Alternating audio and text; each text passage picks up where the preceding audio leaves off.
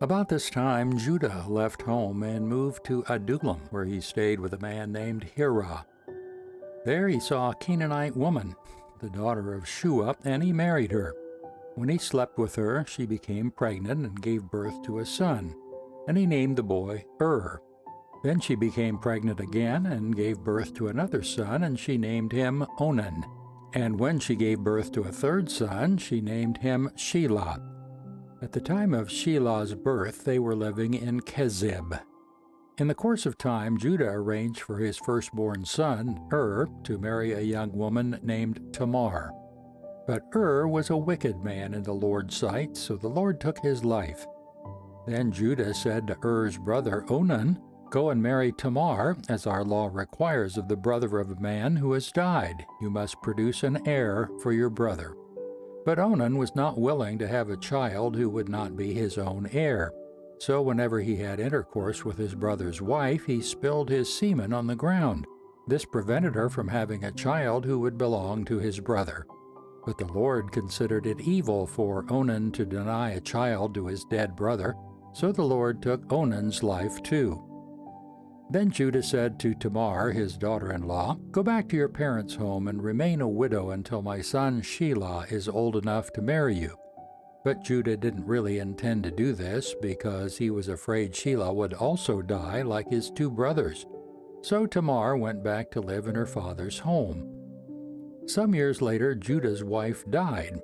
After the time of mourning was over, Judah and his friend Hirah the Adullamite went up to Timnah to supervise the shearing of his sheep.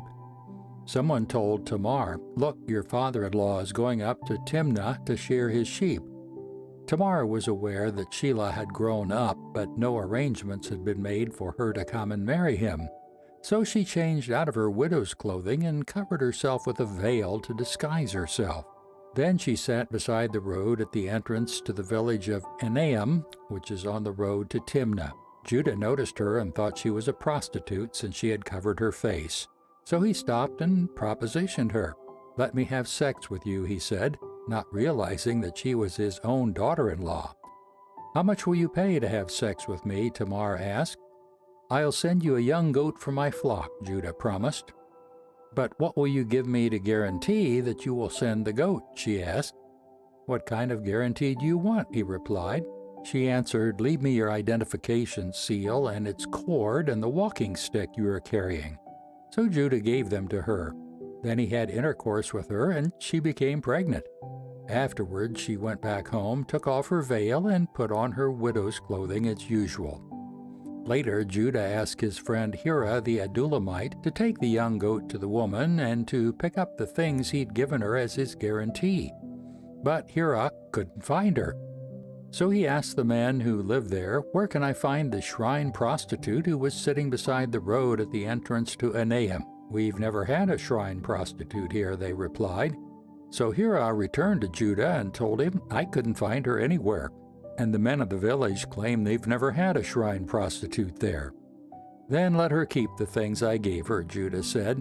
"I sent the young goat as we agreed, but you couldn't find her.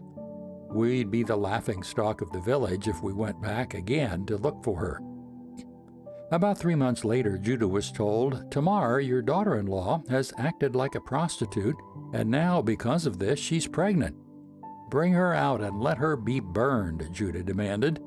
But as they were taking her out to kill her, she sent this message to her father-in-law. "The man who owns these things made me pregnant. Look closely. Whose seal and cord and walking stick are these?"